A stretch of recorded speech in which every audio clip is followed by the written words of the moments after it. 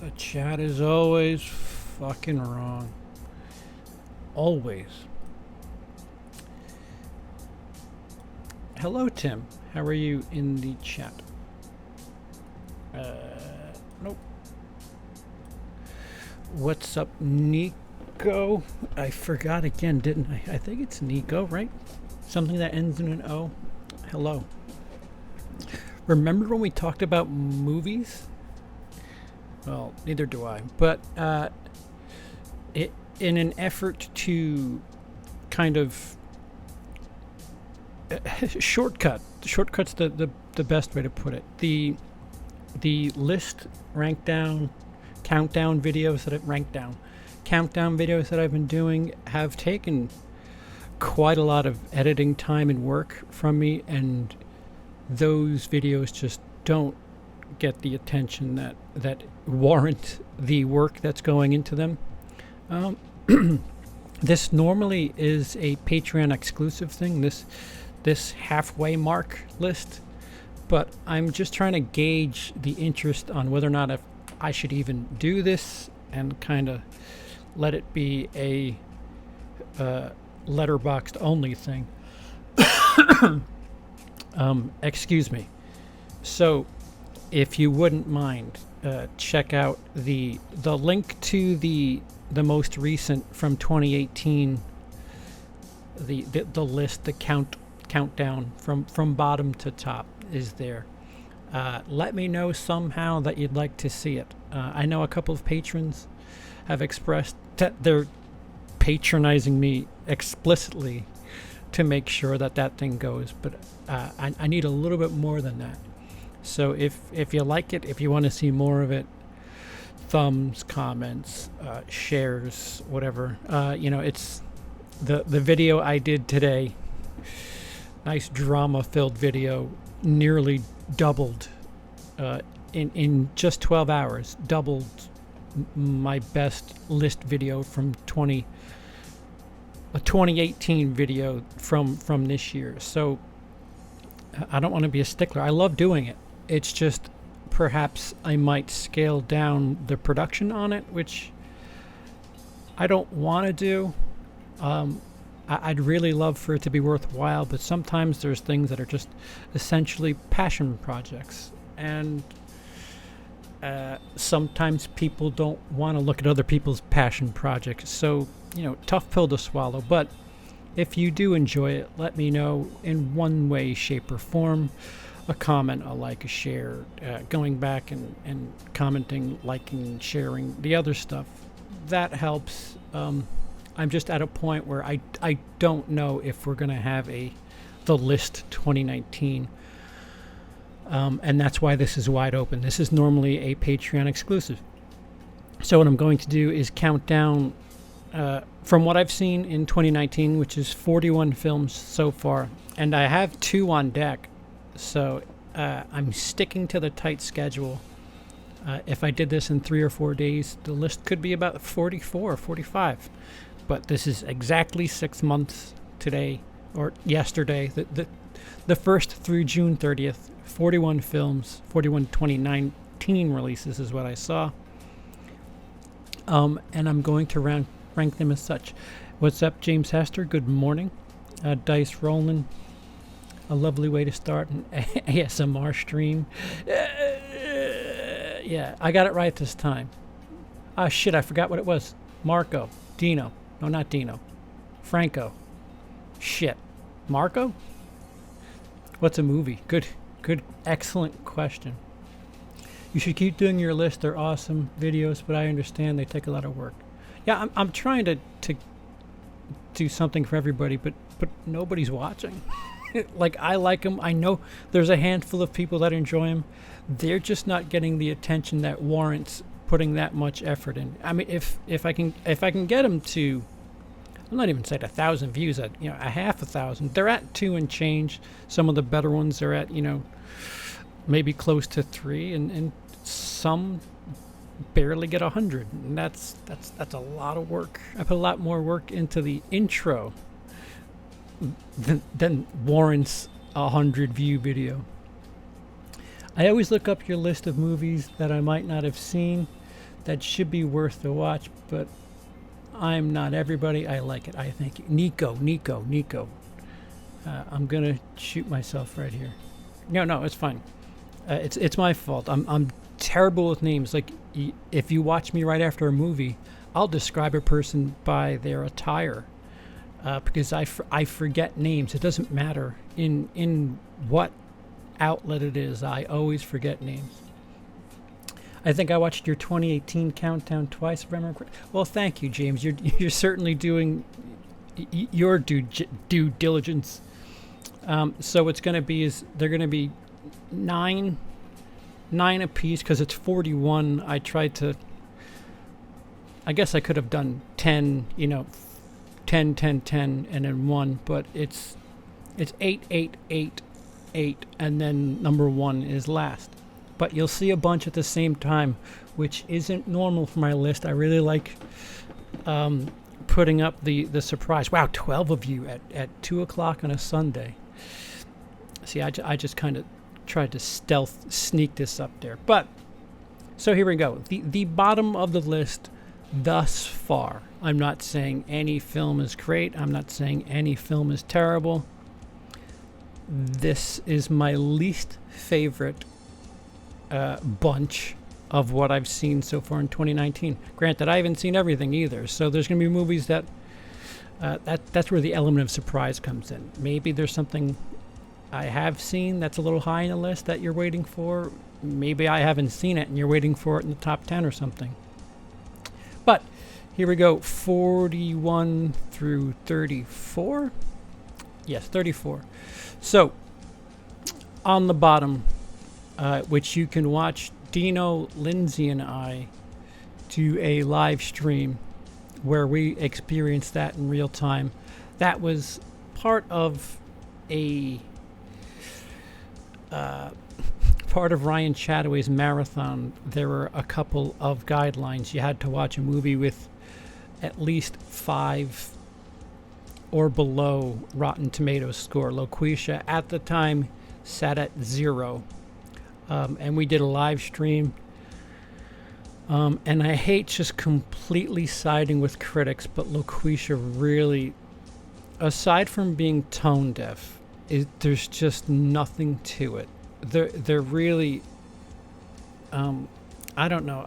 I appreciate dark humor. This isn't dark humor. It's tone deaf, and it's just really odd. The comedian, the writer, I'm wondering if he's the director as well.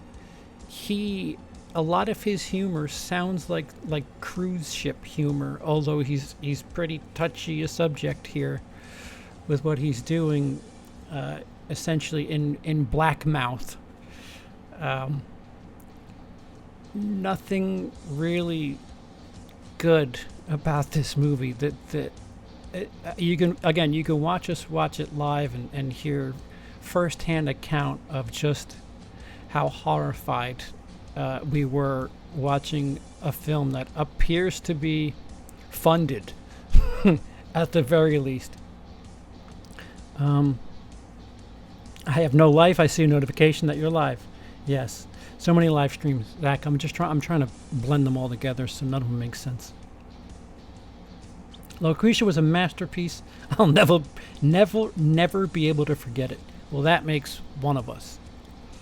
So that makes again. If you want to hear more, you can literally watch it with us. It's on this channel, and as of I don't know a week ago, it was still on Prime. So if you're a Prime member, load it up and watch it with us. Watch it with me, Dino, and Lindsay. Number 40 is Pet Graveyard, brought to us by the lovely folks at Uncorked Entertainment. Yet another film that capitalizes on a similarly titled film being released to a larger audience, and then just trying to capitalize a little bit. So the title, Pet Graveyard, really, that's where the connections to Pet Sematary begin and end. It's more like Flatliners. It's these three people that have figured out how to stay dead for just long enough where it's like a fucked up dream sequence and manage to fuck up. The site where they're doing all this Flatliner shit is near Pet Graveyard. The Pet Graveyard really has nothing to do with anything. It's the equivalent of naming the Avengers New York City. That's really it. The Pet Graveyard has very little to nothing to do with the story. Listen, you can tell they don't have money. I'm trying not to be hard on the movie, but it is a film, and it is available for purchase. So if you want people to put hard-earned money into your project, you're going to have to take the lumps with everybody else. And Pet Graveyard just lacks. There's just nothing there. Again, like, I have not seen... I've seen parts of... I haven't finished Flatliners, and I have not seen all of the remake.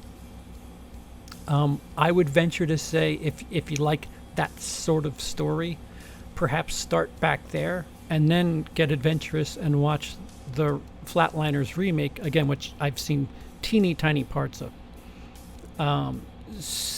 And then if you're like, oh, you know what, I need more sci-fi going back to death, whatever, then maybe give Pet Graveyard a try. And then also keep in mind that the budget is very clearly not there. Excuse me. Just checking the chat really quick. Oh, I brush my teeth with charcoal toothpaste, aka blackmouth.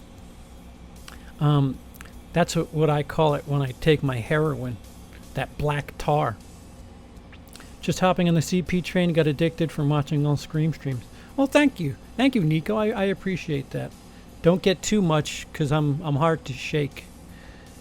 You think you're addicted, and ends up that you're actually dependent on me. Guess none of us sleep. Oh no, I wasn't trying to throw shade or anything. I'm here streaming. My lovely wife is coming over an infection and has been kind of drowsy, so I could play real life Battleship on this side of the room and drop nukes at anywhere within 10 feet, and she's just not gonna feel any of it. Much like she doesn't feel any other things from me. Oh, sick burn. Charcoal jump off. I read the list backwards. Maybe I should go to sleep. Yeah, no, we're starting. No. Oh, I broke everything. We're starting at the bottom and working our way up. Bottom up. CP got blackmouth in that nightmare burger. Oh, I think I got black lung too. What's up, Santino? Really off topic, but I would love to hear your thoughts and some reviews on some classic Giallo films. Have you gotten a chance to check any out? If so, which ones? I saw Suspiria forever ago. I've been waiting to pick up that. They re-released it. I want to say it was either Synapse or Vinegar. There was a recent release of Suspiria I wanted to check out. I own Tenebrae, have yet to watch it, and those are the two. But I'm not adverse to watching it. I just haven't picked up on it. Just getting around to it is all. I appreciate the question. Eventually, get back to me in a couple months. Maybe for October, I'll scoop up a bit more Giallo. It's really for that. I've watched all Scream streams from first to last, and so far it's too late. Yeah. You're gonna have to get some, I don't know, some drugs to help wean you off. Emily just doesn't get sick, but she gets an infection and a fever. Now I got to bring more than just homemade soup and tea. Yeah, no, she's pretty well drugged.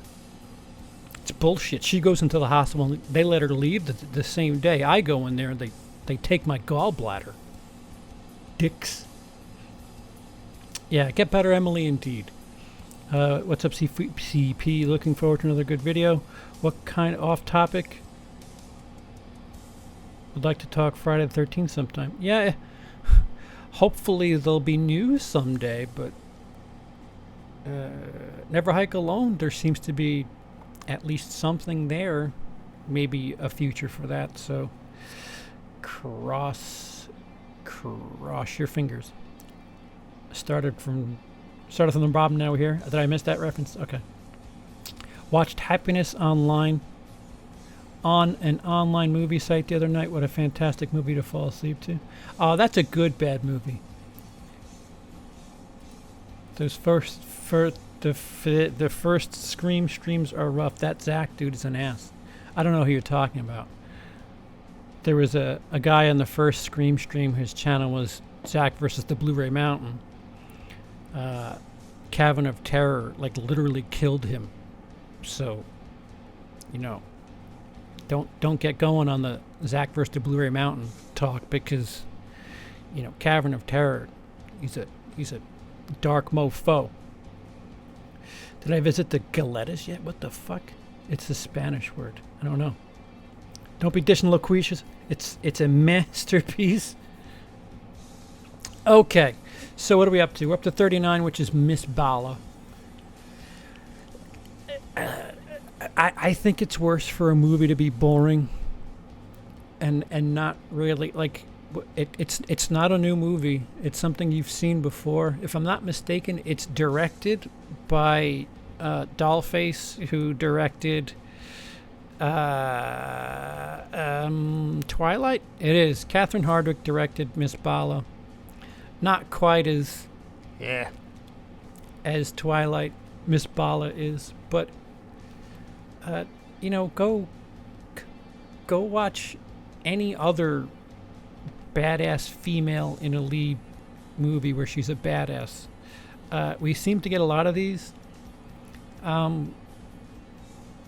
Interesting little twist on her with the drug gang, but like I really didn't care, and it was just so boring. Just boring's worse to me. If you're gonna be bad, at least make me laugh at your terribleness. This is just, yeah.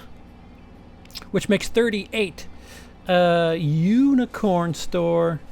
Oh, look at Bree. Oh, just having a great time, being all rainbowy and loving being in a rainbow sweater and painty and whatever. I don't know. Not great. Not for a single second do I buy anybody. Like, there's no grounded character in this movie.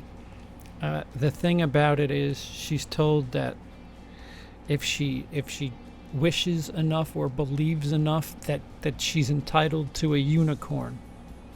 And it just feels wonky. It feels like somebody really wanted to make a Spike Jonze movie, but only had like 4 out of 10 pieces to do so.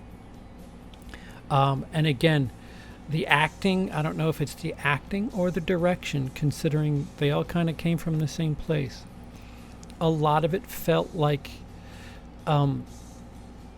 acting from a porno movie. And I don't mean that like, I mean like, how well do you know acting from porn? You don't. It's kind of comical how they act.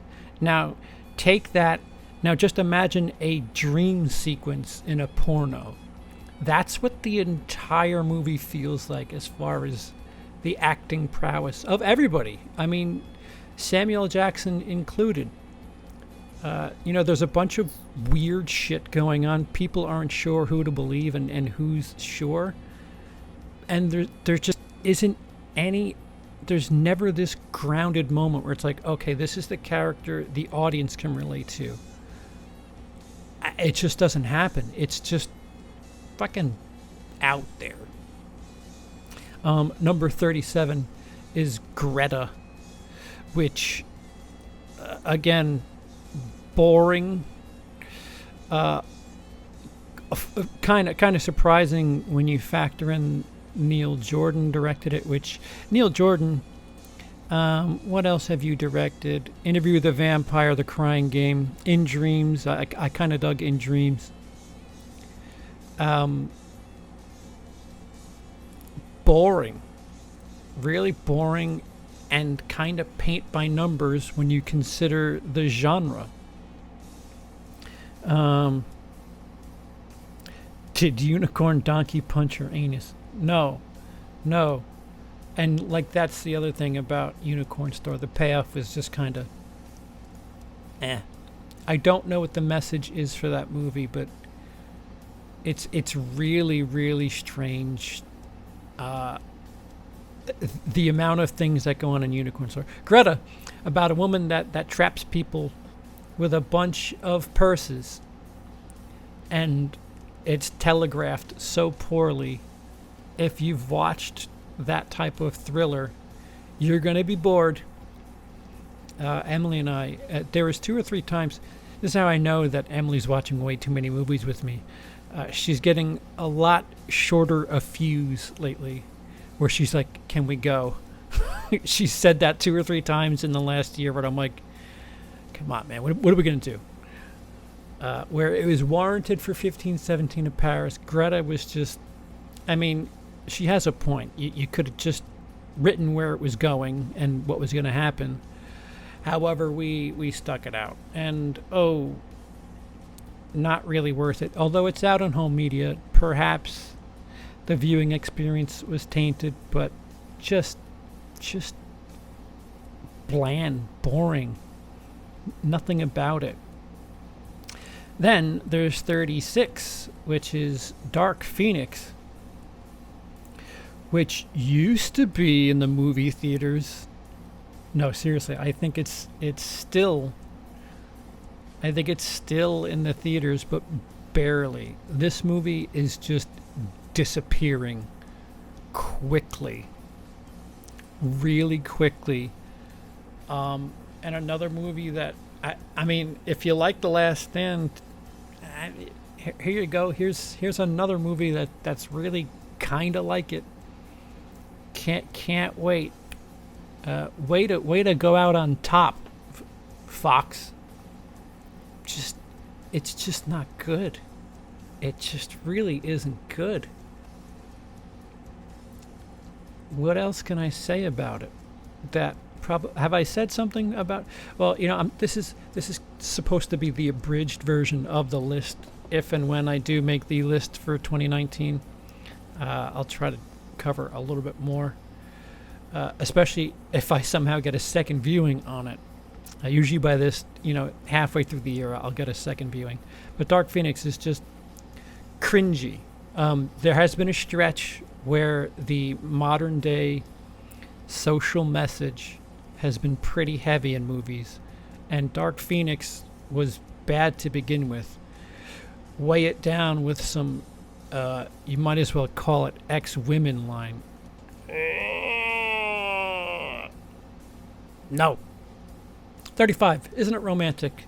Starring Rebel Wilson. Run-of-the-mill romantic comedy that tries to be meta. Not original in that sense. It's an interesting idea. What troubles me is this the direct? I believe it is. Todd Strauss Schulson, who directed Final Girls, which is a fucking great comedy, directed this. And there are moments. So Rebel Wilson is in like a dream version. It's not a dream version. She's concussed. The dream version, the movie version of her life.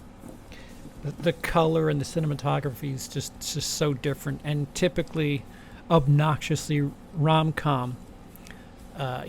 lots of vibrant yellows and pastels and stuff. And when she's in her office, there's some neat camera work done. When she's not in the dream world or the movie world, some muddled gray colors and not a stationary camera. A lot of this shit I can't stand when a film decides to shoot like their grandmother with Alzheimer's has the camera, but I guess it means realism. Other than that, kind of straightforward comedy, taking riffs on the romantic comedy genre. There's stuff there. It's just I don't know. I've seen enough fucking around with the subgenre of rom-coms, and some might like this, and I can understand that. Lastly, number 34 on this list is American Exit, which was just recently pushed out through VOD, starring Dane Cook in a dramatic light. What's unfortunate about this movie is I had a decent time. The direction actually kind of took me out of it. It's about an estranged father who's trying to essentially steal his kid. He's not trying to steal his kid. He's sick, and he's trying to get some free time with his kid before he ends up doing a couple things. He's not the greatest dude. He's not the greatest dad, but it appears as if time is running out for him. So he wants to spend that last time with his kid. Perhaps it speaks to me a little bit more, knowing my history. There are moments in the movie where Dane Cook's character really confides and gets emotional with the kid, and the camera work really takes me out of the scene where he's speaking dramatics. He's got this big dramatic scene going, and the camera is over his shoulder from behind him, which the more you watch movies and the more you look for things, the more you can tell when something's not right. Dramatics, usually you're in tight on the face and you let the actor do their work, where the face is giving you all you need to know. Like if they're in pain, their face should do all the work, and you fill the screen with that face for all the dramatics. Meanwhile, here we're over the shoulder looking at his back ear while he's telling this really captivating story. It would be interesting to see this movie in somebody else's hands. It's VOD, worth a watch, I would say, at the very least. There are certainly some hits. I'd like to see how a lot more of Dane Cook as a dramatic actor, but I feel like technically some of this has been done under. So that's 41 through 34. I will catch up with the chat now.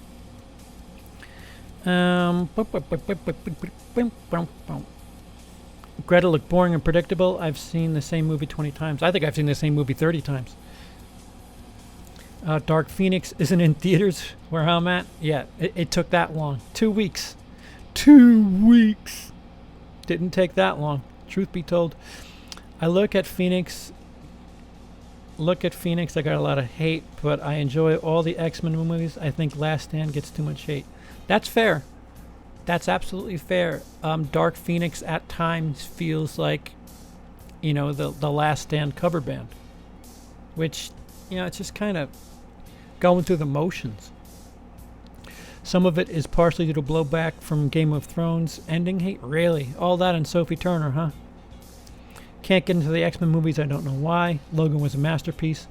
Preach. Believe in the hype. I have yet to watch that since I purchased it last Black Friday, and I keep meaning to watch it, and in 4K no less, and I just haven't gotten around to it. That is a great movie, I agree, and I want to remind myself just how much. The Wolverine never gets talked about anymore. Logan cast. a huge shadow on it. Wolverine takes a blast from a nuclear bomb. Hashtag boss. Could have done without that moment. That was a little silly. The extended cut of the Wolverine isn't that bad. The Wolverine, we're talking about the 2013, the Samurai one. I liked the Wolverine, but the last fight with the CGI robot sucked ass.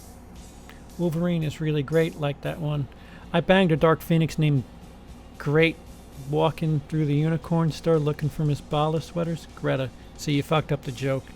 If you're gonna hit with the jokes, you can't be tripping over lines, sir.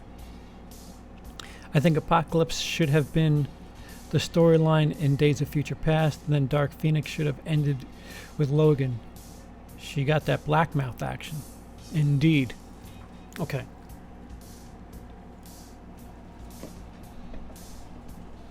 Let's dance.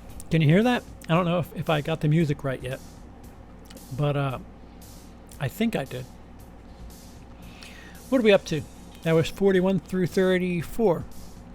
Okay, so here we go, 33 to 26.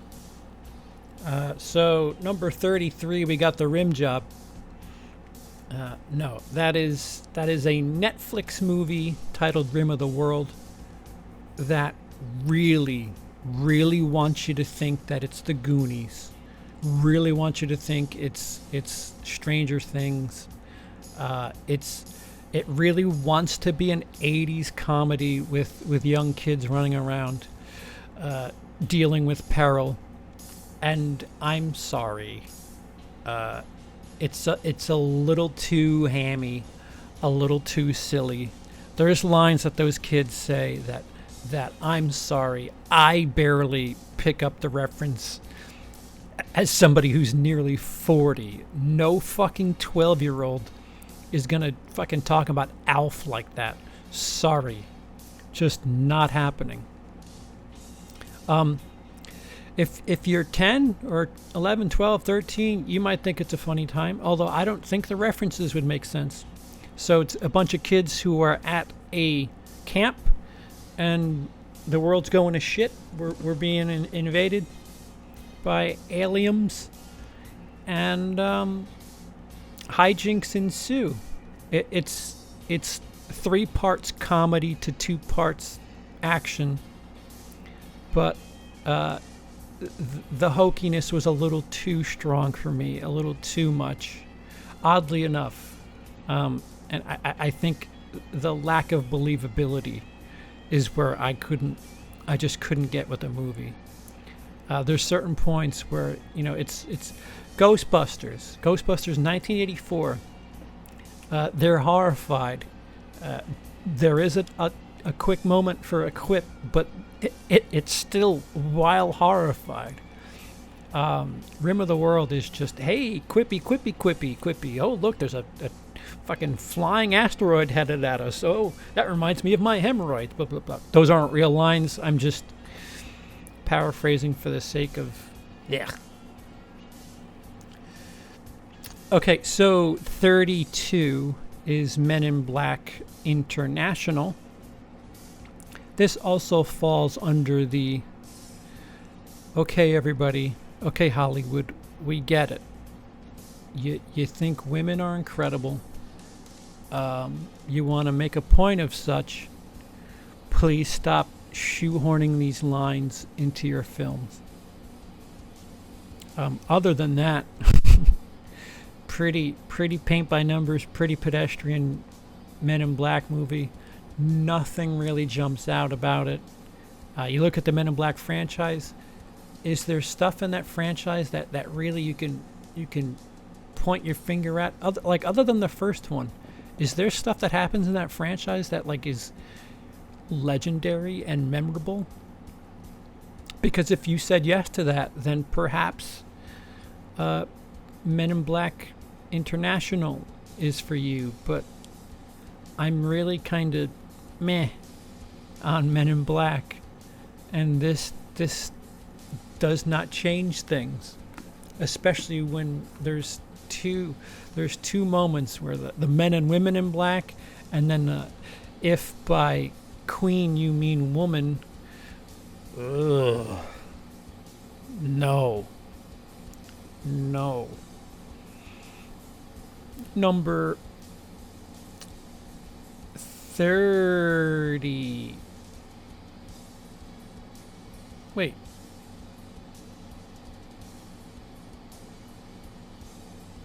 Wait, hold on. 31 is Escape Room. January horror movie that seemed okay. It's really fun. You know, people make fun of me for talking about the time that the movie was released, but shit. When something like this comes out in January and it's not terrible, that's great for me. Decent enough thriller horror, not unlike Saw.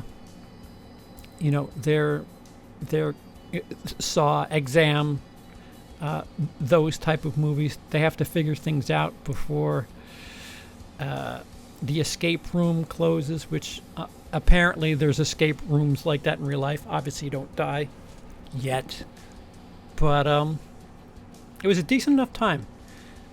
We're at, like, here we are. We're 3/4 of the way through the list, and anything below this is like a 2.5, and we're right about 2.5, 3. I would call these movies okay. Not offensive, but you know, just there. They're just there. Not offensively bad, not incredibly great, but yeah, watch it if you want. I don't give a fuck. I guess I could say that for anything. You want to watch fucking Lucretia? Fuck, as long as you keep me out of the room, I don't give a shit. Next, number 30 is Happy Death Day to You. A bit of a departure from the first one. The first one was comedy horror. This one is sci-fi comedy, barely horror, which again is fine. You go ahead and you do you. Little silly, little much, but that's just me. I haven't watched it again since. I've been told on a second viewing, people have either grown fonder or less so of it. So we'll see. I expected something different than what we got. I expected a horror movie and got this. So maybe with the knowledge that it's a sci-fi, I might be able to appreciate it a bit better. But don't expect horror going into that movie. Just don't. Number 29 is The Dirt, which is the Netflix movie about Motley Crue. Emily and I did a review for this and got quite a few ridiculous comments based on the fact that we made light of some of the things that happened in the movie. Things move too quickly in that movie. A lot of people, a lot of the band members in that movie experienced some genuine trauma. One moment, this isn't technically a spoiler because, well, it's real life. It's based on real life. I think they intercut it an interesting way to help move a story along. Vince Neil gets in a car accident, which ends up killing his friend, another band member, and interwoven with that stretch, Tommy Lee meets a girl who he eventually marries, and it's almost, I don't know, their version of a meet cute, but it's interlaced with a really dark moment of, or what should have been a dark moment of the movie. And I don't know, perhaps they were going for juxtaposition, but it just didn't come off as such. It came off like really odd, tone deaf. Have I used that word yet? I feel like I'm using tone deaf way too much lately. But yeah, no, The Dirt, when you consider the biopics that we've seen in the last 8-9 months, The Dirt, did I enjoy it more than Bohemian Rhapsody? Probably. Did I enjoy it more than another biopic that came out in 2019? Obviously not. So I digest. Here we are at Captain Marvel at 28. Not worth all the hype, one way or another. People going crazy for it. If they love it, Why don't you temper that down? People going crazy about it because they hate it and or the actress. Why don't you temper that down? This is Ghostbusters 2016, and in that I mean it's a movie that doesn't deserve to be discussed and argued over nearly this much, because it's just an okay movie that is just kind of there. It's just there. She's you want to talk about a Mary Sue? she has these powers. The only thing that she does over the course of this film is not use those powers, and then eventually she does. It's not like there's not much to overcome here, except apparently falling. Again, I'm not trying to be the anti-woman whatever, but no, sorry, no. 27. No, that's not it, you jerk. Is Pet Sematary, the 2019 version.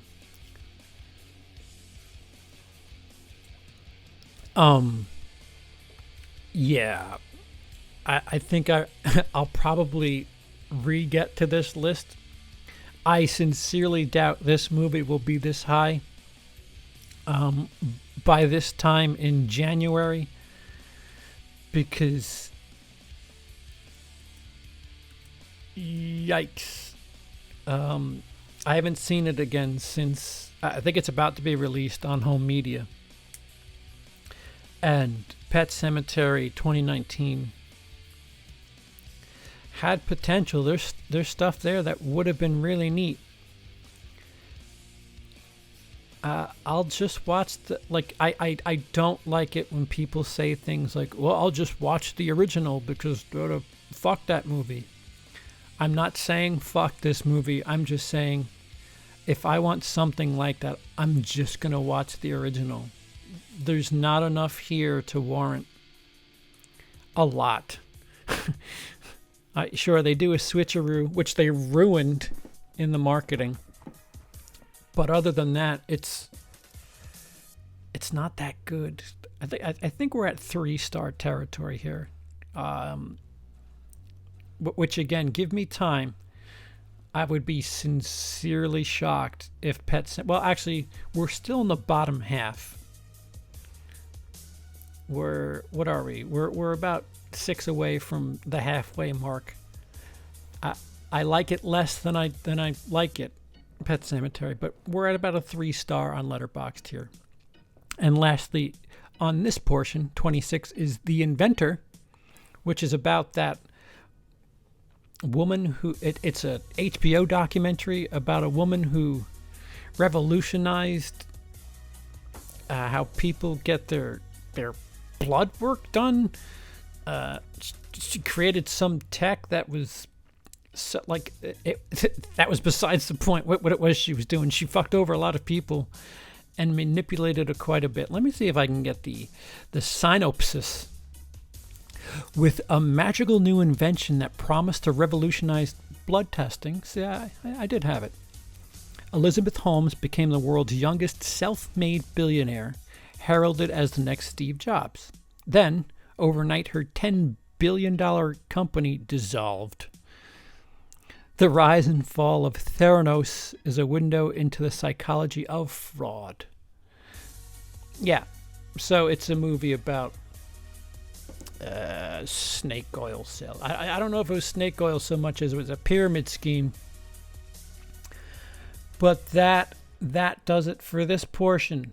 We're almost halfway there. Let's check the chat now, shall we? Were you saying I'm old because I use the word home media, Zach? Yeah. Home media is. I find that.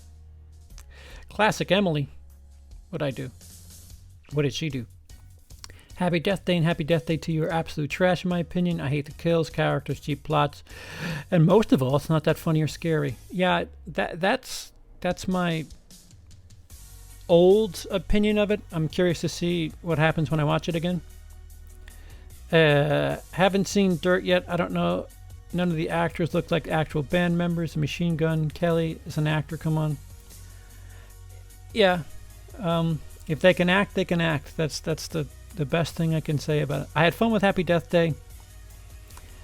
I did hate the mask. Well, that mask is solid. That's two movies going now. 2 movies going. I lost interest in the MCU a long time ago. Just not my thing. I don't blame you, James. I feel like I'm a wife in an abusive relationship, just kind of like going back because I don't want the family to see us not together. I honestly didn't have any interest in Captain Marvel. She literally does one thing in the end game. She doesn't need a movie beforehand. That's all I'll say. That can certainly be agreed upon and doubled. Trailer ruined it. Guess I'm going to watch it because of Endgame. Happy Death Day to You is a big step down from the first one, in my opinion. I agree. Did you watch Endgame yet, Daniel? They're talking to each other. Seems there's no middle ground for Captain Marvel. People seem to say it's worse or it's great, and it's really neither. Not a bad movie, not the greatest. It's just a decent popcorn movie. Yeah, it's 24 frames a second to audio. That's what that movie is. Forgettable. Really, genuinely forgettable. If Brie kept her mouth shut, more people would have liked it. Yeah, that's an interesting point. It would be really interesting to see what would have happened had Brie Larson not been such a lightning rod for attention, and in the negative way. My uncle got a copy of Detective Pikachu, so I'll be watching that soon. Cool. I think it's coming out on Blu-ray pretty soon. Okay, so what are we up to? We're up to 25 through 17. Am I right? Which brings us to number 25. Extremely wicked, shockingly evil and vile, which is a movie about Ted Bundy, as played by Hunky McHunkerton, and it's told via an ex-girlfriend wife. So it really is an interesting look. There's a lot of it that shows him in a romantic light. Ted Bundy, that is. And there are interesting ways of telling this story and sort of doing so by secondhand accounts. Knowing what we know about the dude, it's neat to tell this story. Much like My Friend Dahmer was extremely fascinating, but we know certain things about these people. Is it necessary to have this alternate version of something? I don't know. Are people like this fascinating? Yes. The documentaries on Netflix were strong enough as it was. I really feel like, believe it or not, I feel like they missed out on catching his charisma in this movie. Because he would get people to do some things that I can't pay people to do. He was very charismatic. That's what they said about him quite a bit. And I just feel like they missed that a bit. Again, not the worst movie in the world. I just have minor gripes. It's 25 out of 41, so not quite top half, but in the chunky middle. We're about 3.5 stars here. 24 is The Upside, which is with Kevin Hart and Bryan Cranston. Based on the In-Betweeners movie, the Intouchables. Okay. It's okay. Fun little feel-good story that happened. Yeah, that's a really good airplane movie. Oh, you've got nowhere to be for 2 hours? Here, watch this. I can't say much else about it. It was okay. It was okay. I had to watch it twice because I fell asleep on it once. Number 23, Liam Neeson is a badass 2019 edition. Cold Pursuit. They mismarketed the fuck out of this. And then, speaking of speaking poorly publicly, Liam Neeson had that really weird racist. I don't know what the hell you call it. He had a rough week at the office when they were asking him about when one of his friends got raped, and it got into race. And ooh, again, another movie that doesn't deserve all of that surrounding attention. Yeah, it's okay. Somebody told me it's kind of like Fargo. I sincerely disagree.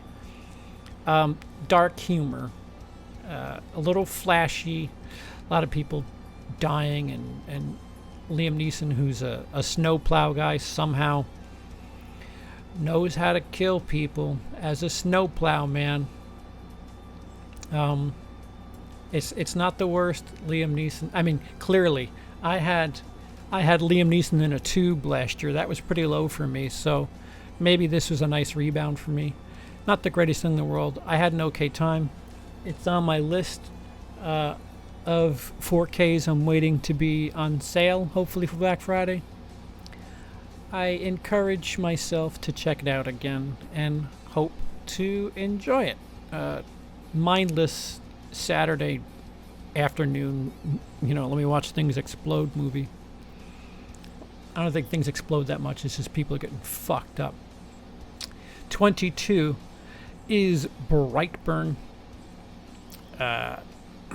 This is a movie that really had a lot of potential and missed in some spots.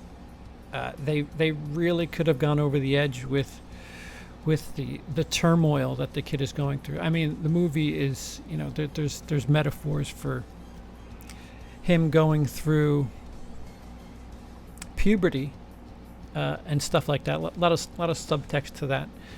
There's a scene outright where he's snooping on a girl who's changing. Any young growing boy can relate to that. But I wish the chaos was the chaotic nature of what it was he was doing was a little more focused and explained. Believe it or not, I realize how ridiculous that sounds, but if you could attribute it to his not understanding what his body is doing and how he feels, I feel like they could have explained that more and really made him, doing some fucked up shit. Which is a movie. Another movie did something similar, better, and we'll get to that later. Number 21 for me is Detective Pikachu, which this is officially the halfway mark. I think this is 3.5 stars for me. I'm not a Pokemon person. I was completely blind. I would lean over to Emily at least 4 or 5 times and say, "Is that a thing? Is this a thing? What's the deal? Why does that turtle have a flower on its back?" Adorable little things, and to hear Ryan Reynolds' voice come out of Pikachu, pretty funny. And which, as far as I'm concerned, they do a really good job of explaining how it is he's the person behind that voice and why his voice is in there. Fun movie, and it had heart. I was real as somebody who is like purposely ignorant towards that series, those movies, the cartoons, cards, whatever. I had a good time. I anticipate that's another one on the list. You get cheap enough, sweetheart. We'll see you on Black Friday. Number 20 on the list here. Wait, how do I do it? Nope. On the list here, it says Godzilla Cottom, which of course means No, that means King of the Monsters. which a lot of people like. This movie has faded relatively quickly too. I've done homework. Godzilla movies don't do well in America. This is no exception. If you watch enough Godzilla 2014, people complained that you couldn't see him enough, which fair enough.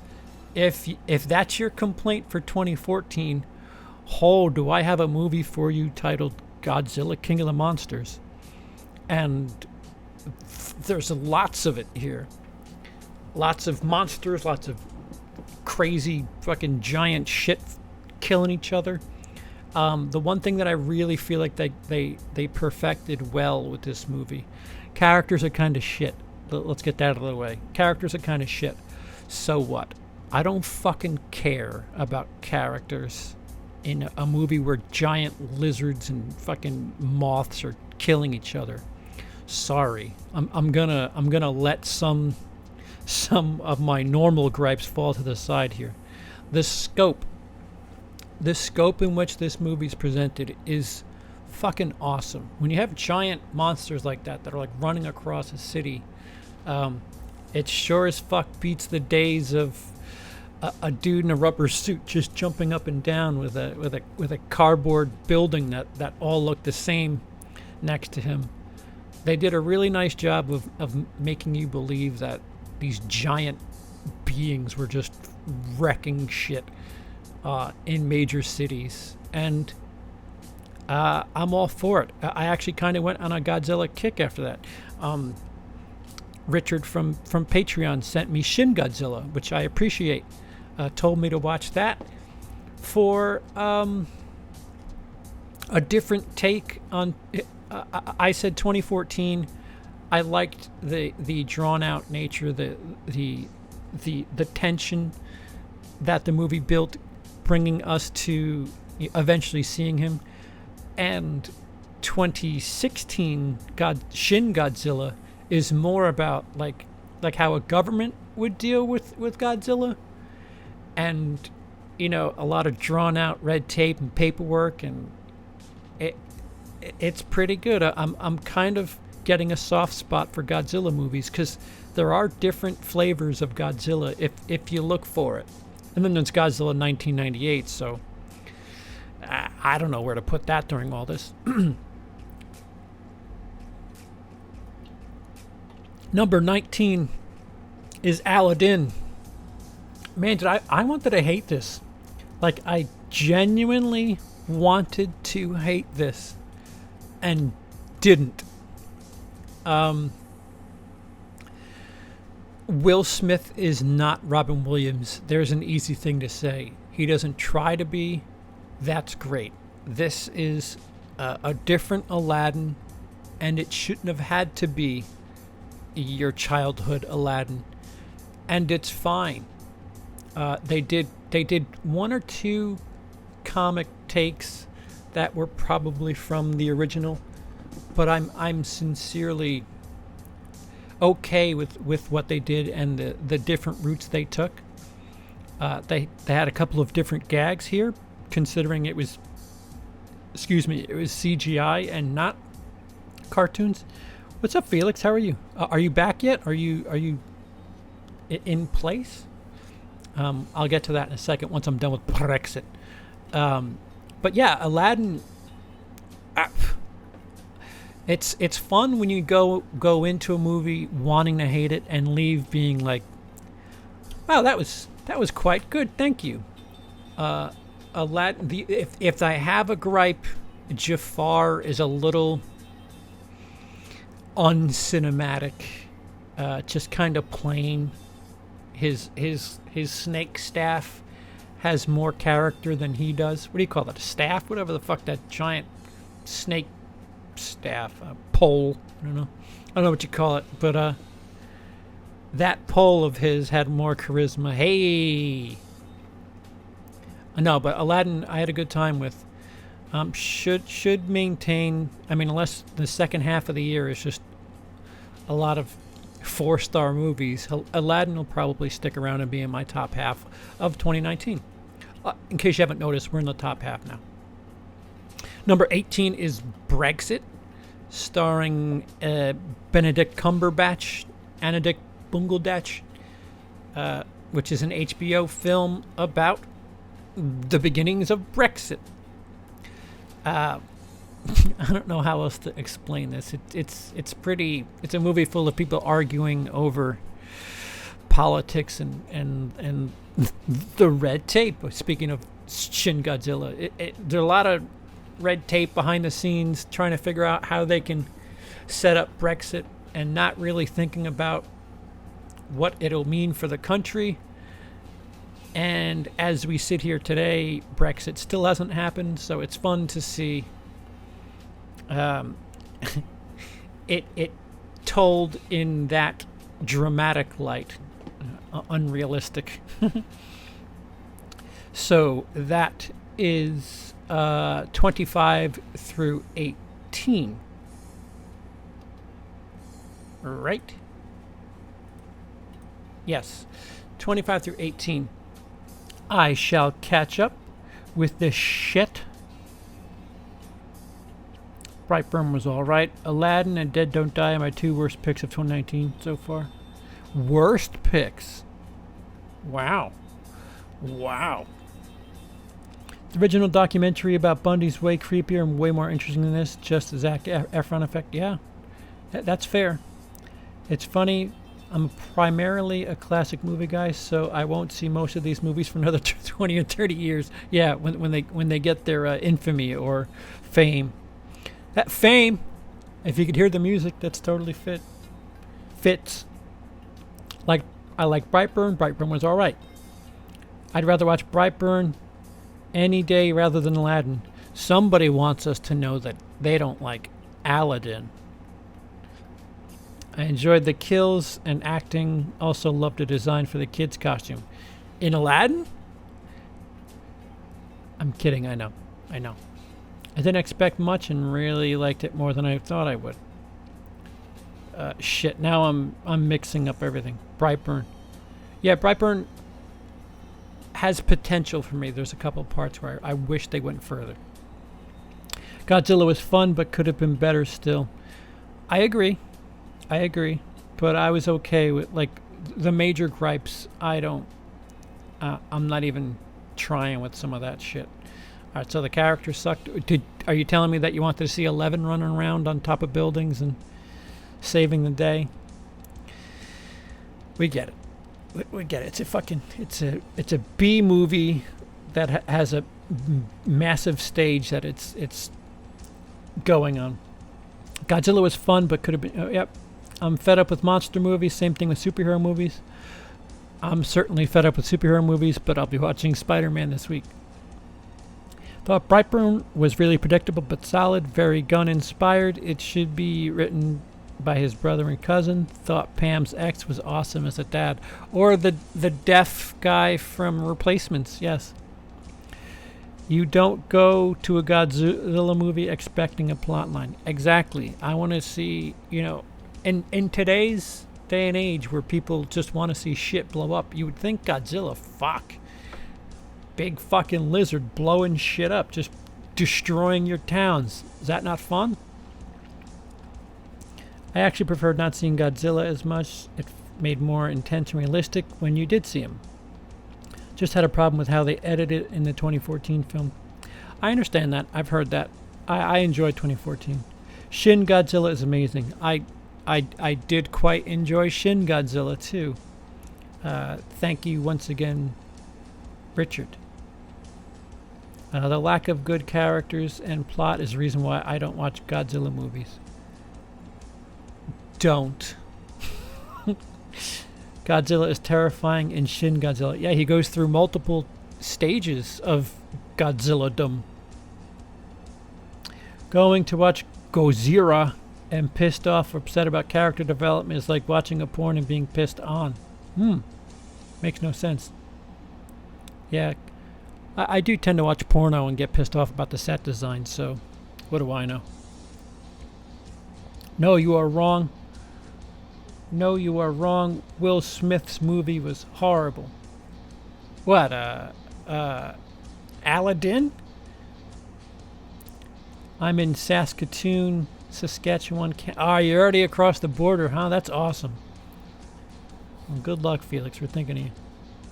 Oh, super chat, $5 from Leave in the Hype. Thank you. Sorry, I know this is off topic, but I'm watching Jason shit. LOL, why can't New Line do another Friday the 13th? Did Freddy vs. Jason and the remake so? New Line / Warner owns New Line. They bought the rights to Friday the 13th, but they weren't allowed to use the title Friday the 13th. That's why Jason Goes to Hell was Jason Goes to Hell.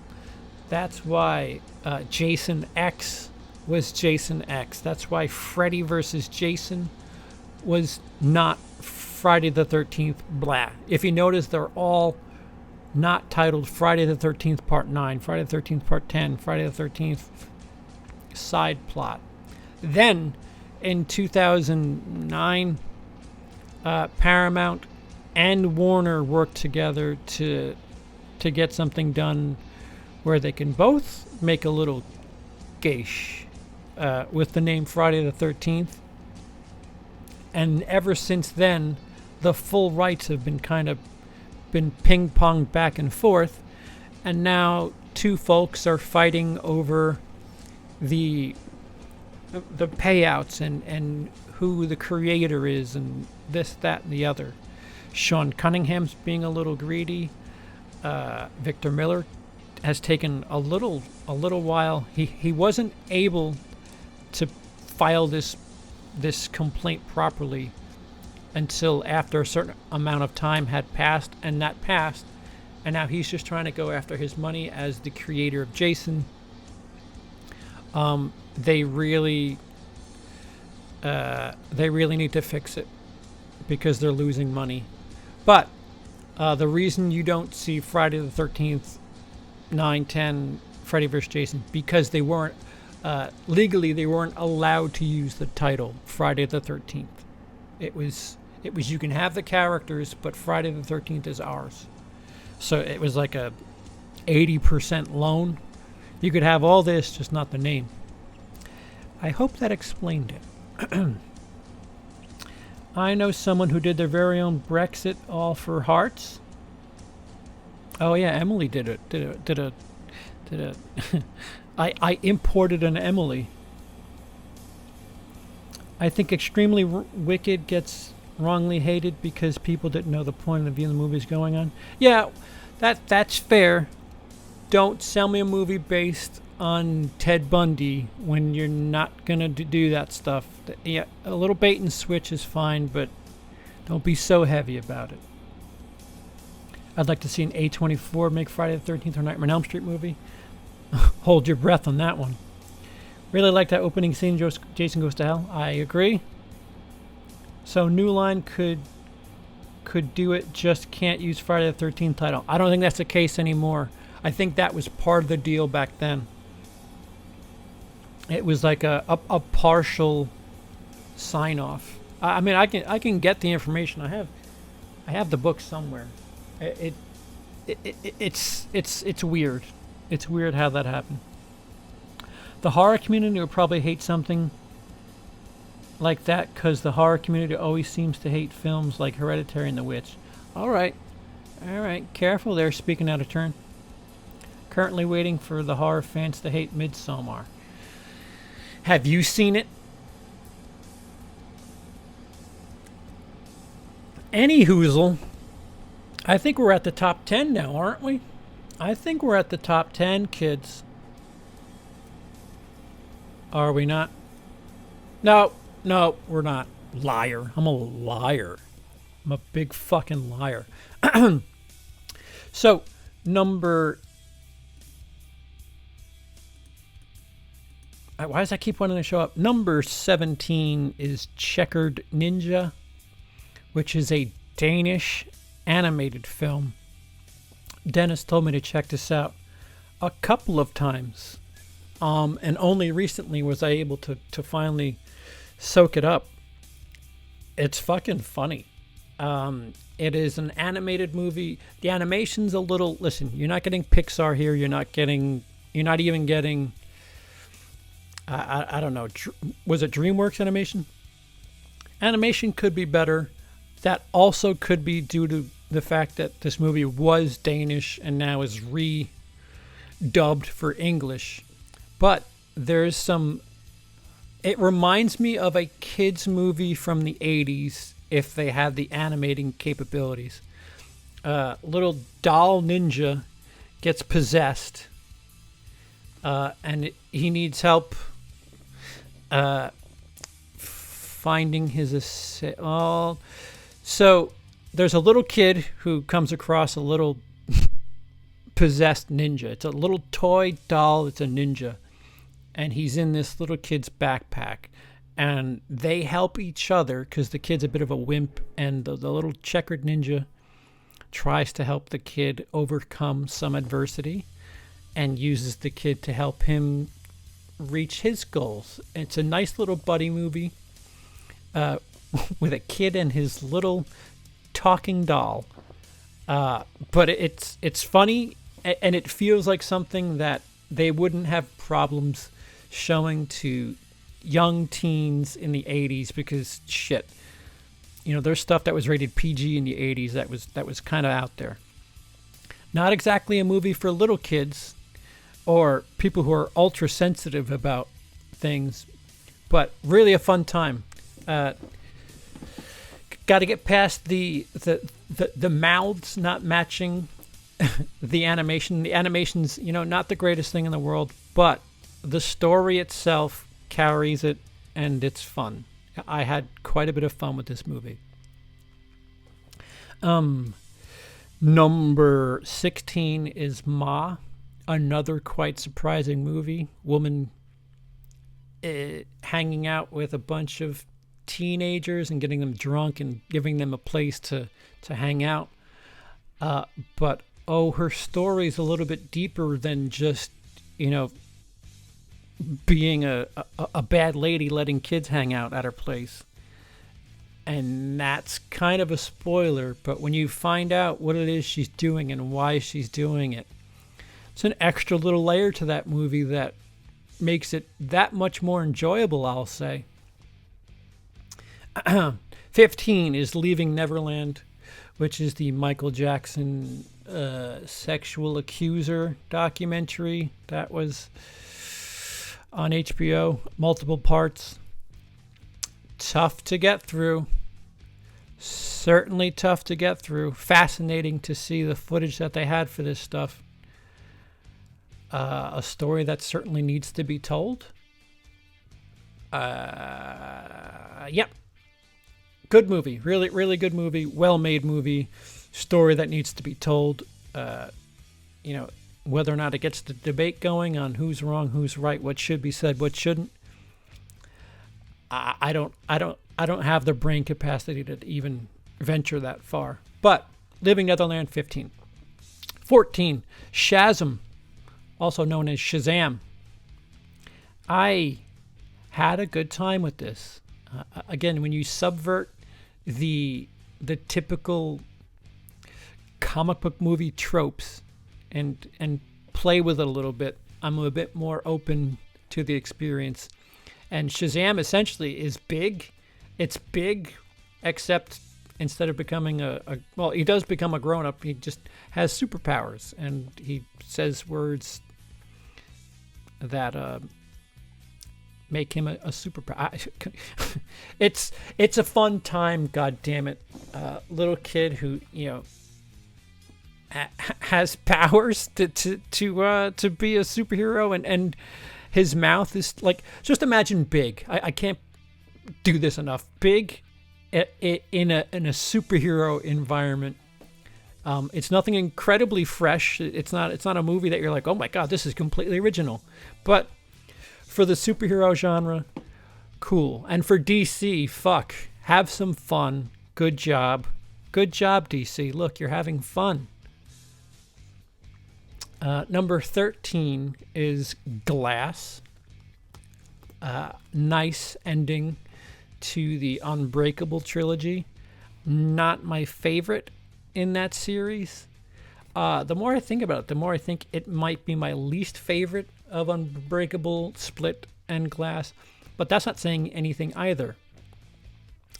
Really enjoyed myself towards the third act, towards the end of the third act. There's stuff that really stuck out, like why is this a thing, and what's going on here, and why that, and who this, and when you get to tattoos and there's no sort of seed planting earlier in the movie, it just feels like a shortcut. But M. Night stuck the landing, and it's good to see that, he's not completely failing anymore, and he's managing to do okay with movies. Number 12 is John Wick 3. Not John Wick 2. John Wick 2 is a fucking incredible. You want to talk about mindless action? These movies kind of fall into it, but they're done so well. The cinematography, the choreography is just so great. John Wick 3, a lesser good version of something like John Wick 2. A little silly at times. The third act, there's some. The Iron Chef guy is a little too humorous for my taste, but I digest. Running out of Coke at this rate.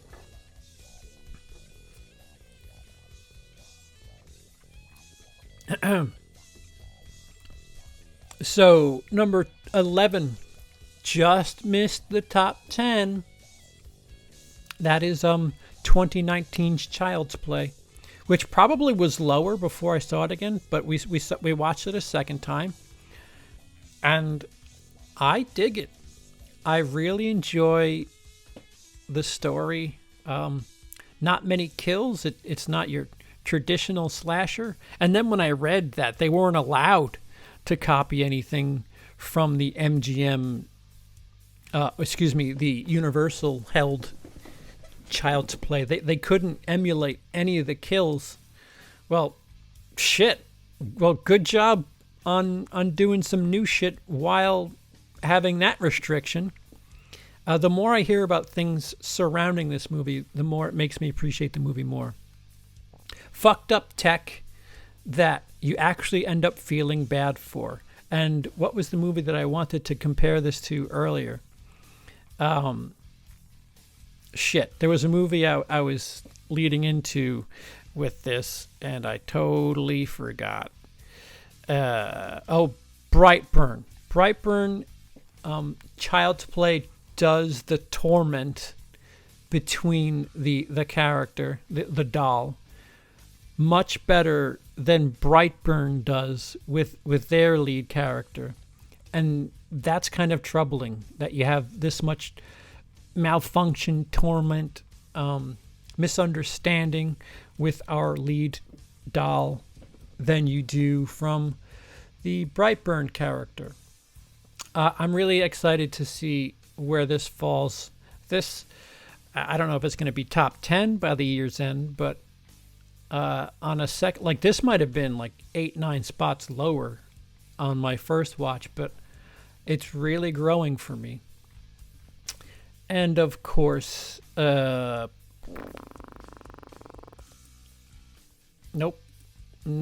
9 is Us.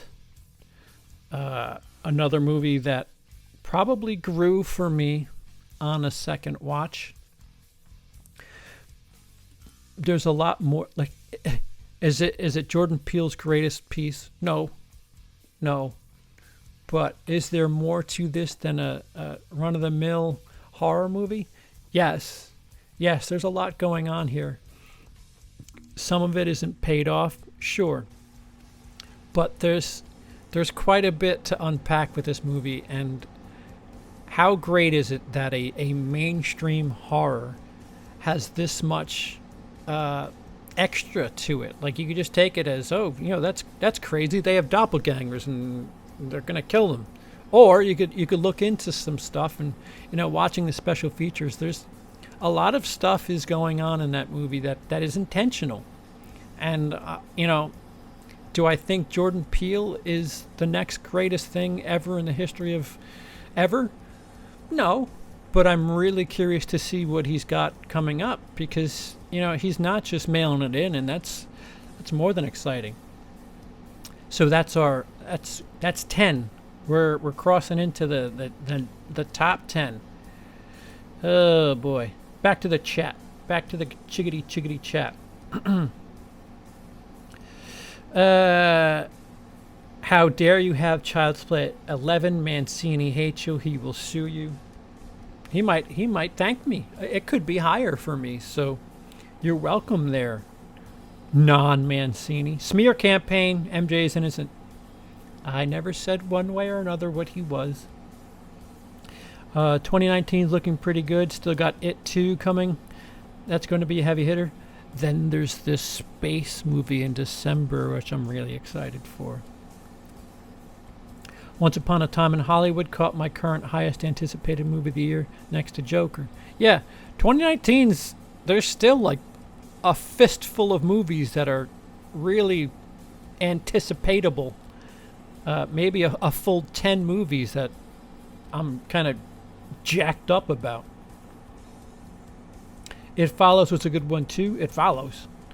It Follows went up my top 5 horror movies the last 20 years. Aloha, nice try. How are you? Can't wait for Once Upon a Time. They both look fantastic. John Wick is the exception. Deep plot and characters. The first one, maybe. Want to see Child's Play so badly it kills me. Keep waiting until it comes out. Yeah, I think it comes out everywhere else in mid-July. You do not digest without a gallbladder. I digress then. I digress. I didn't enjoy Far From Home. I might be in the minority, but hopefully fans are split or we'll just keep getting terrible schlock. It just really wasn't good in my opinion. Yeah, that's the problem when people just like go to watch things just for the sake of, oh, it's the thing I love. It's great that you enjoy that. It's great that you have that content, but they'll just keep doing that. And if you secretly don't like it, why are you putting money into it while they, all they operate on is their wallet. If they're getting paid, they're like, okay, well, it's still working. It's difficult. It really is difficult to let your voice be heard. I pulled the Drum Dums. Enjoyed it the first time, not so much a second time. The good old Drum Dums flip-flop.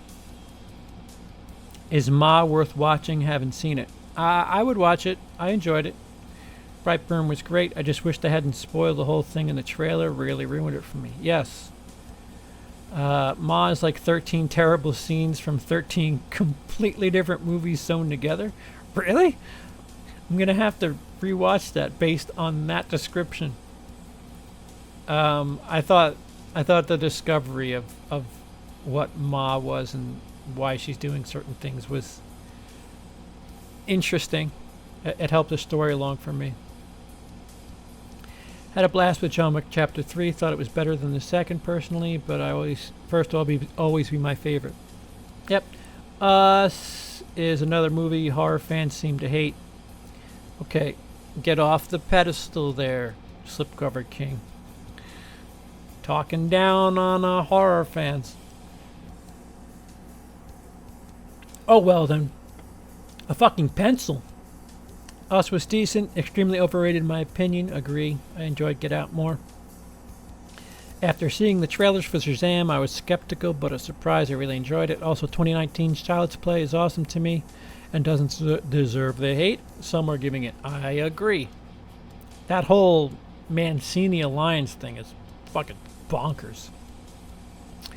Ma could have been good, but it was basically a PG-13 horror movie through a couple of scary moments in the last 20 minutes to lie and get that R, so the scenes seem unrelated. That's a fair assessment.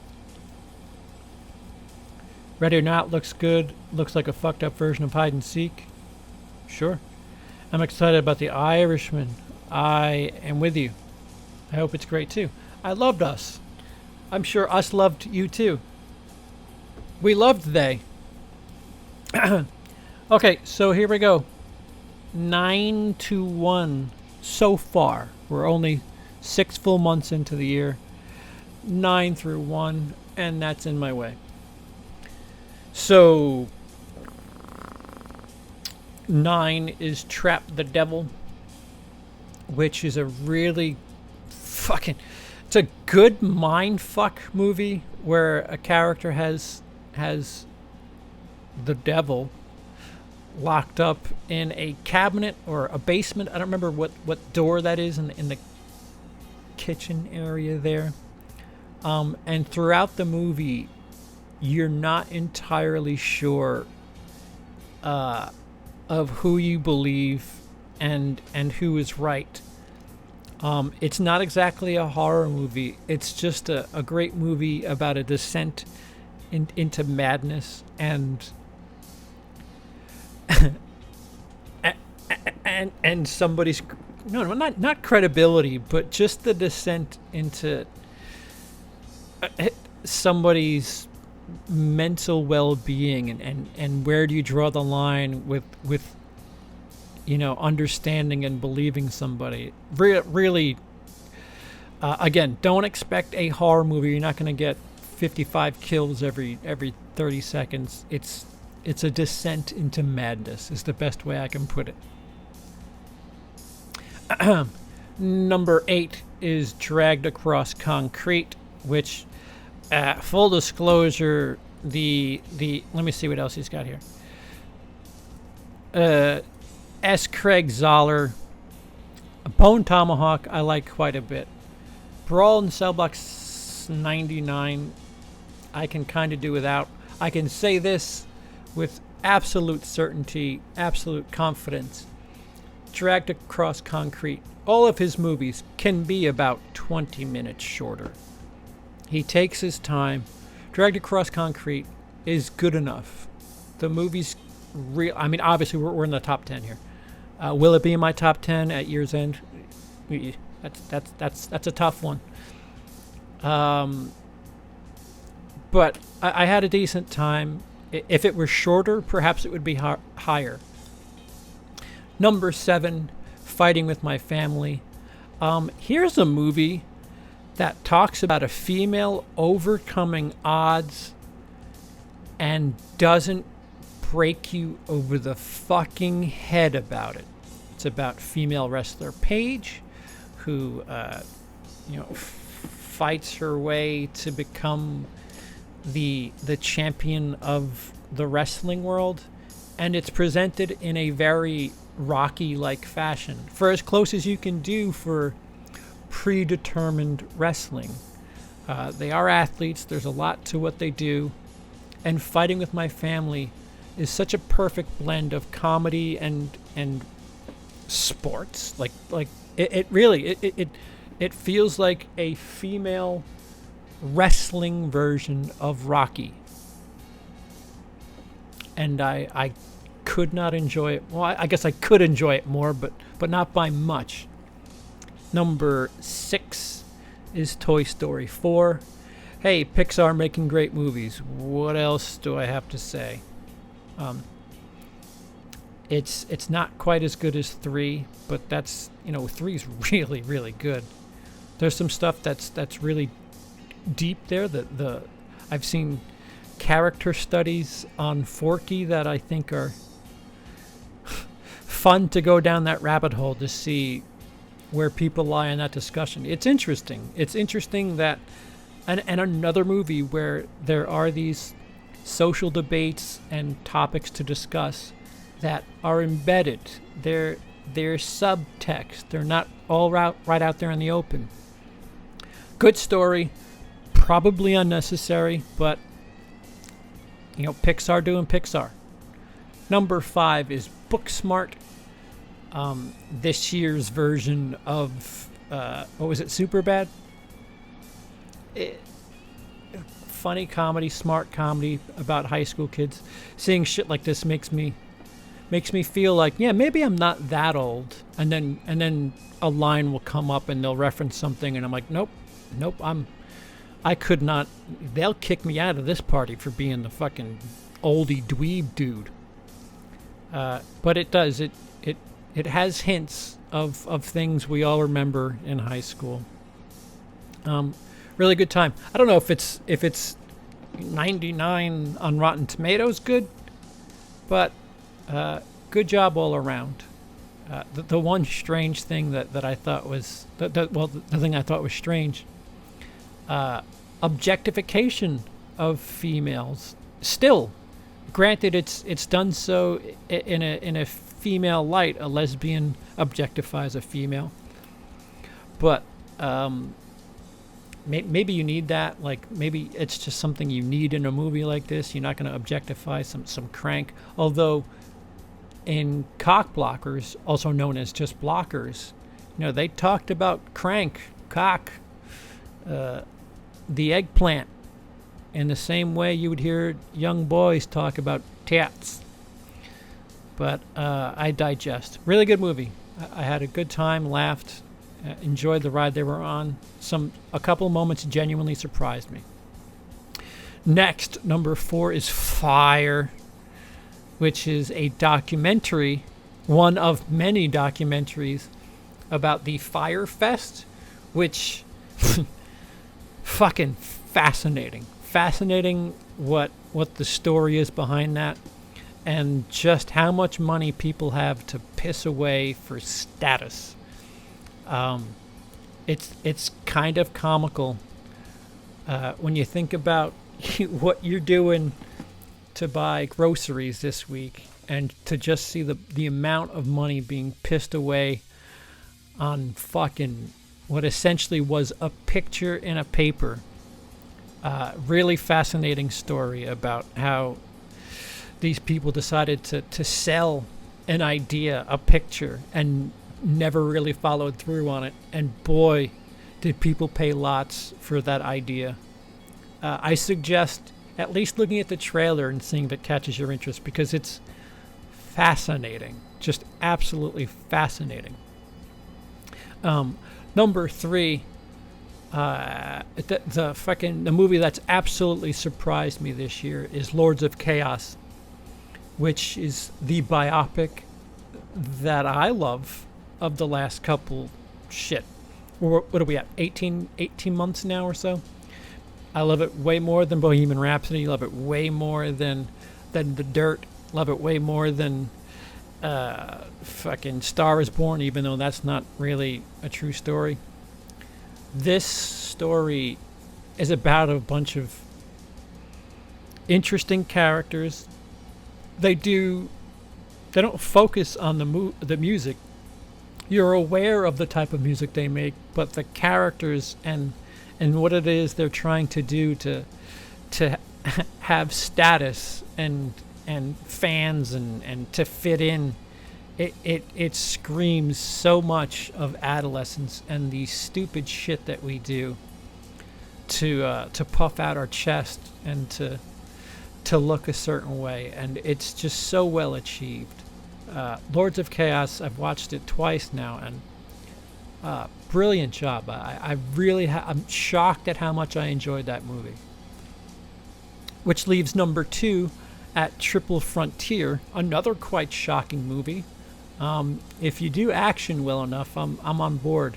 And Triple Frontier is a Netflix movie that feels like The Town, only set in a South American environment where a couple of ex-army, marine, well, they're familiar with the armed forces, I'll put it that way. And they're off to do some dirty work. They're trying to do things for money, and maybe it's not the best cause that they're doing that for, and you go with them on this heist. Like I said, it's The Town in a South American environment, and not everything goes right. So that's it. There's one left. There is one left. Have you guys figured it out? I saw a super chat.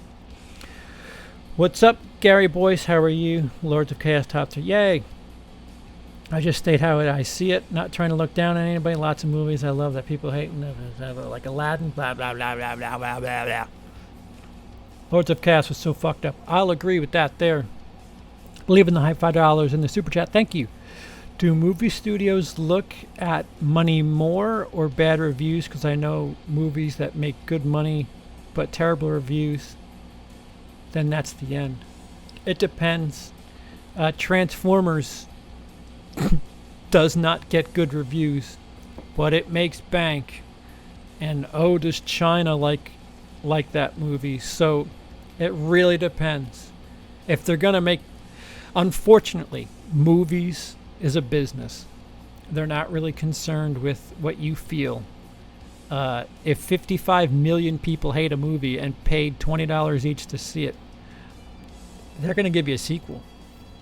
It's unfortunately, that's the way it works. Love Dragged Across Concrete. Lords of Chaos was a fucking blast to watch because I knew the story already before it came out. Yeah, I knew the churches part. That's all I knew about Lords of Chaos. Irishman may be the last chance for a great movie from those guys. I agree. I really hope that this is a swan song of sorts. Didn't think Us ended up being a horror movie, but it was a really amazing Twilight Zone episode. That's funny. Fascinated that it transcended my disappointment and the score was amazing. Yes.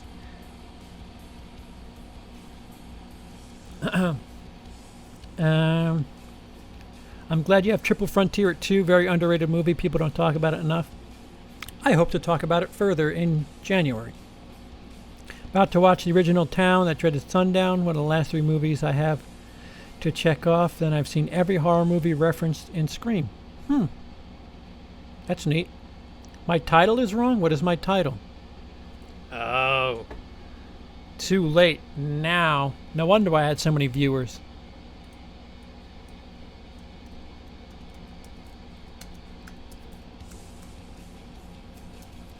Thank you.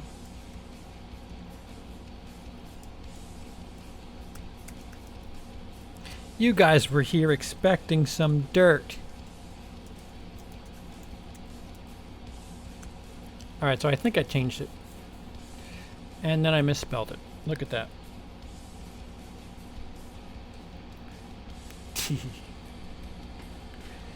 Booksmart at 5, thought it was alright. That's your list. That's perfectly fine. Booksmart paid CP for the placement. I cannot deny or confirm that. Fire was great. Dude, Fire... There was a good 10-minute portion where both Emily and I were just watching with just our mouths just agape. Like, wait, what? How is this actually a thing? Fire... So there's a couple of Fire documentaries. Fire is the one on Netflix. We don't have Hulu, so if I mistitled it, it's supposed to be the one from Netflix. Couldn't get into Booksmart because it was beat for beat, physical mannerism for physical manner. Rip off of Superbad. That's fair. I can understand that. My number one in your hearts. Endgame. Endgame. Rocket Man was holding off on Triple Frontier because I hadn't heard much about it. But I guess I need to throw it on and check it out. That's what I tell ladies in bed. Just throw it on and check it out, huh? It ain't gonna hurt you till you try it on. It's complete fallacy. I shouldn't say such stupid things with my wife and comatose due to medication. Came for the thirst, stayed for the movie. Yeah, sorry. At least people in the future will understand. I mean, once we're done, we can talk about thirst if you'd like. So, without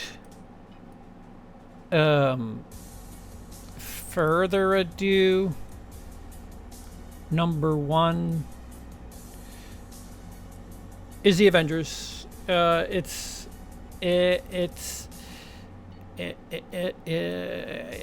Yeah. Well, I don't know what to tell you. Really good movie. The first half was the first half. By that I mean Infinity War. I think it's slightly better that is not to say anything against this movie, because holy fuck, um,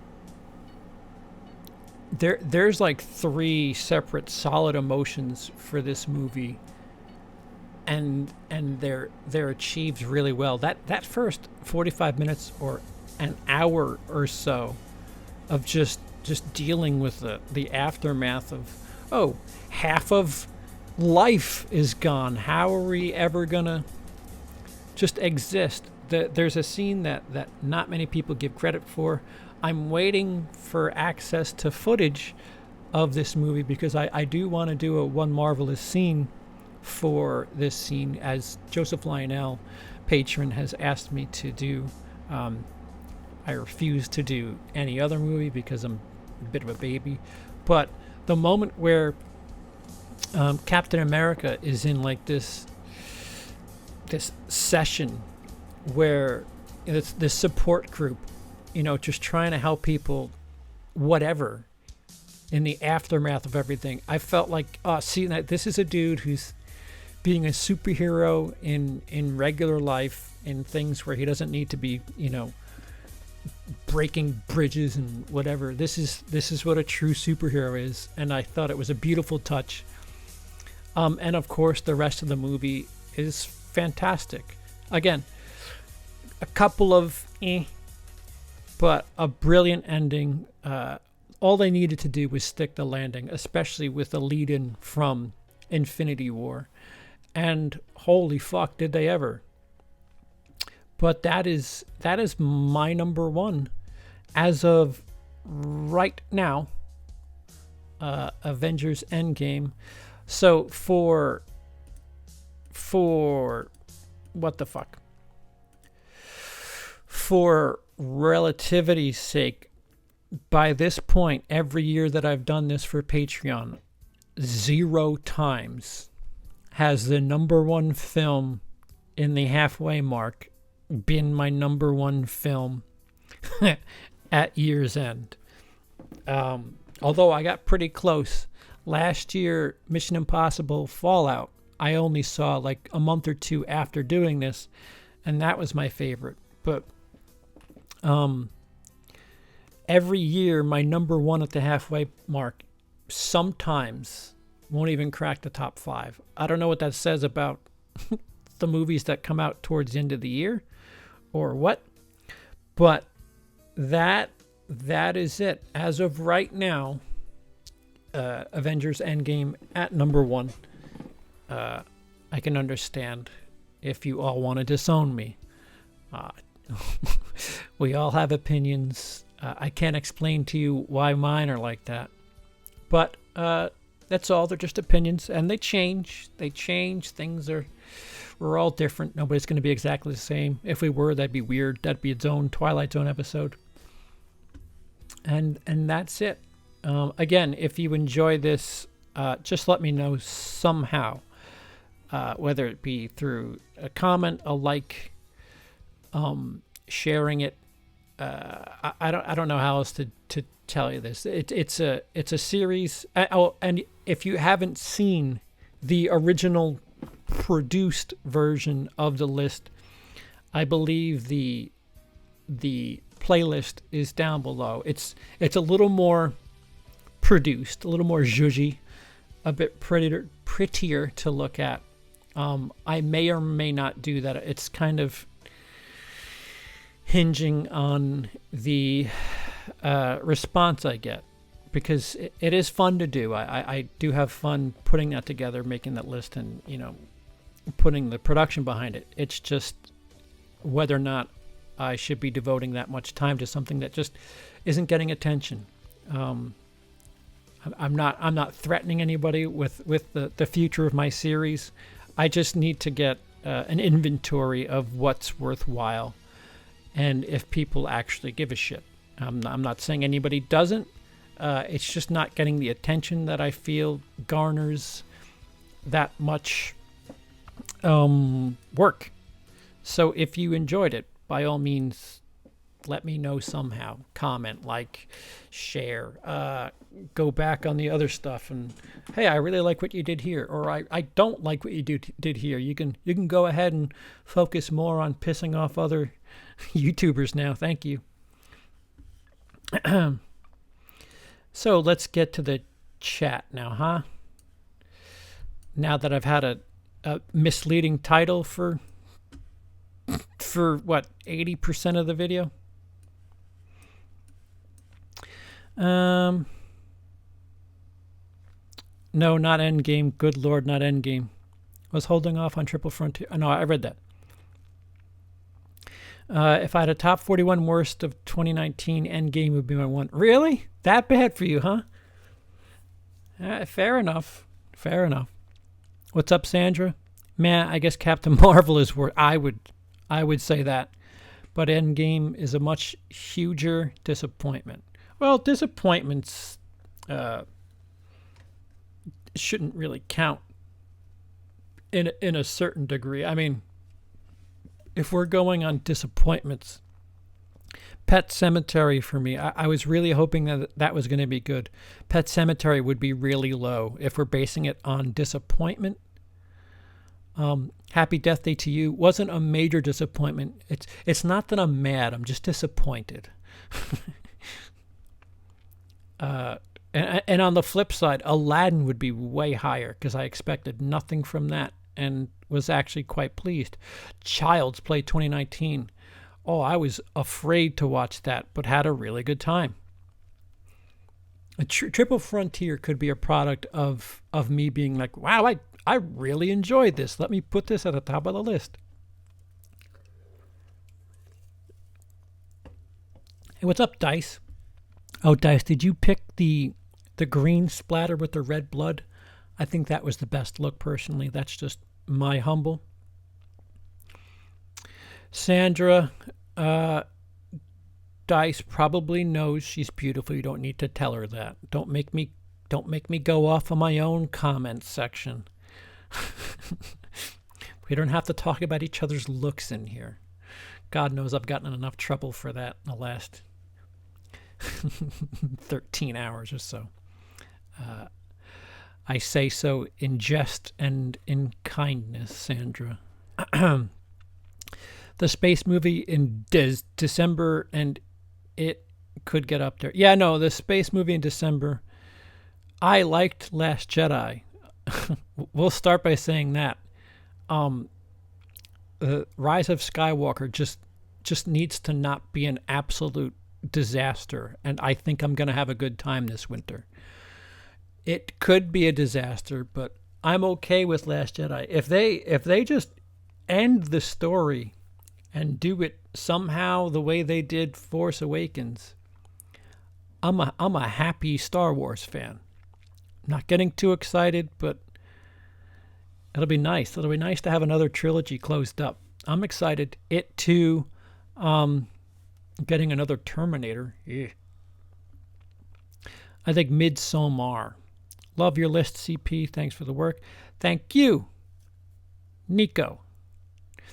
Do you think it too will live up to the hype? I don't think so. I think it had such like there was so much into that movie, and people like flocked towards it. I don't know. I certainly could be wrong. I don't think it too will resemble or replicate what It 1 did. I understand liking Endgame, but as an action film, I find it objectively bad. It has terrible pacing. Nothing happens for the first 2 hours, 15 minutes. I can also watch superheroes do nothing at home for free.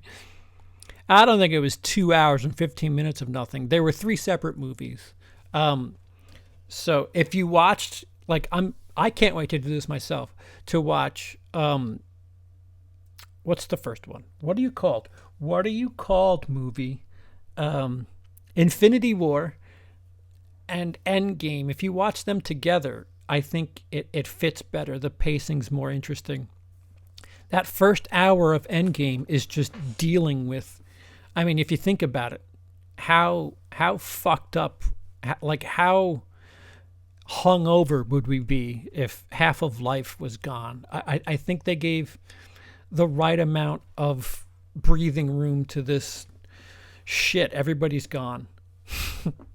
And then the second movie is Back to the Future, where it's a time heist, and that was cute. Nice way to uplift us from all that dreariness. And the third act was just fucking just porn. It was action movie porn. But I can understand thinking that. I can. Bronson, hope so. Let's hope so. Honestly, was very underwhelmed with the first It Chapter 2 trailer. Hopefully it'll be good. I agree, Daniel. It Chapter 2, I'm not... Oh, cool. That whole getting the tea from the kitchen thing. Okay. I can't wait. I refuse to see any trailers to see it as fresh as possible. That's a good philosophy to have. The Hulu Fire doc was good too, but the Netflix version is my favorite of the two. Well, I'm glad because I only saw the Netflix version. Yep, that was the majority vote, and we agreed, and I agreed, so yay. Nice try. Yikes face. And excuse you, sir. I absolutely know I have attractive AF, and I need to hear it once in a while. And that is completely fair. I know some people do like to hear that once in a while. It's just the amount of hypocrisy that I would be exuding if I didn't call somebody on making note of somebody else's physical appearance while not doing so. Actually, I think it was in jest. Let me just... Is this your favorite of the year list? No, it's just my ranking. If you rewind it, it's I've seen 41 so far this year. It's bottom to top, and I do it every year. There's a link down below for the complete ranking from last year. I saw exactly 100 on the nose, and I broke that up into separate videos where I just rank bottom to top. And I'm trying to figure out if I'm going to keep doing these style videos. So if you like it, smash the thumb, share it, tell people you know, contact your local congressman, so on and so forth. I'm just trying to see if it's worth the effort. What's the new Brad Pitt space movie called again? It looks really good. Ad Astra? Ad Astra. I think it's Ad Astra. So add something. 2 words. Add something. That is the space movie with Brad Pitt. Message retracted. Hoping the Joker's in my top 10 at the end of the year. Yeah, it looks pretty good. I'm cautiously excited. Have you seen the Wishmaster films? I have not.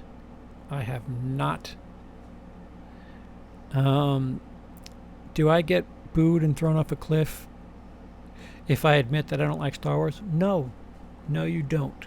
That's perfectly fine. I may say things in jest, but obviously we're all different. We have different likes and dislikes. You know, for as dirty as my mouth is, if people heard how sexually bland I was, I don't think I'd be allowed in the cool kids club, because I say my mouth, the bark is a lot heavier than the bite. I don't know. Yeah, I'm very vanilla in certain outlets of life, but my mouth more than makes up for it. So people are kind of surprised when they hear things, but I don't know where I was going with that. I just wanted to tell people. No. So your opinion, it's fine. We're all different. That's the gist of this. We're all different. I have to see Rise of Skywalker in theaters. I've seen every Star Wars in theaters, so I have to see it on principle alone. That's a good principle. CP would have been raving about the It 2 trailer if she went to get vanilla Coke instead of tea. That's fair. That's quite possible. Geez, you've been busy, CP. Yeah, yeah. I stuck a very jagged pole into a hornet's nest, and I can't tell you how the fuck we got here because Jesus, Jesus. People take things really funkily in this community. I'm professional humorist, people. Deep breaths, CP, deep breaths. Possibly involving the inhalation of certain calming smoke if necessary. All right, well, I call your bluff.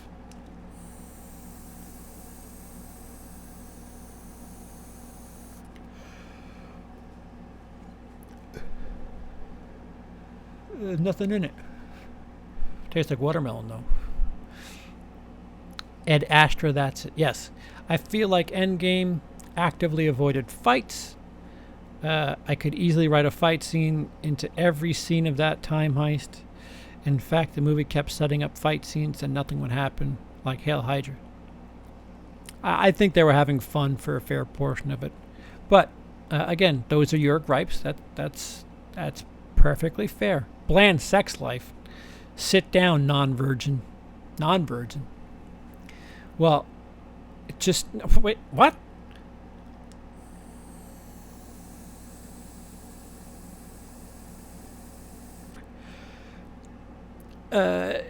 Virginity doesn't mean that it's non-bland.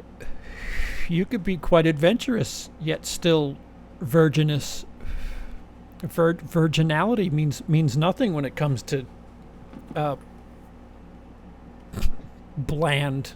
I don't know. Too late to get down this dark hallway. From Star Wars to sex life, it's a stretch. Hey, that's how I roll. Star Wars, people on the net always be getting bitchy about something. I'll say,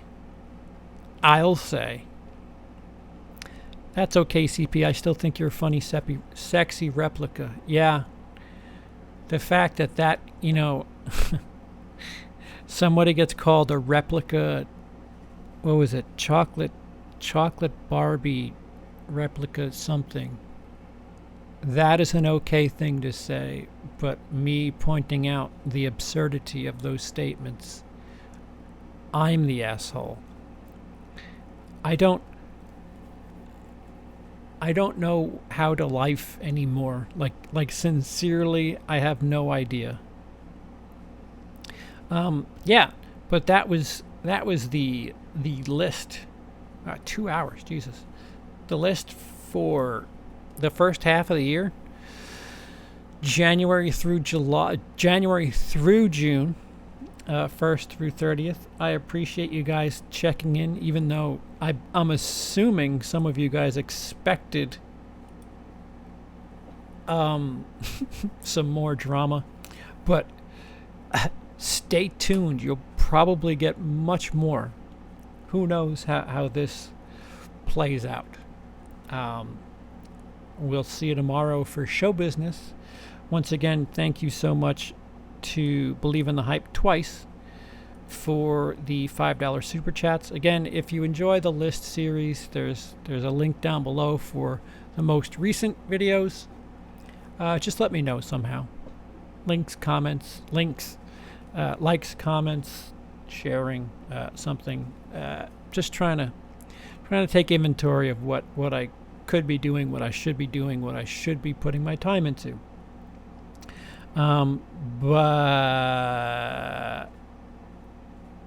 am I the only one that wants to see you stream Ejaculate again if any time is perfect? Yeah, I think we're actually counter programming.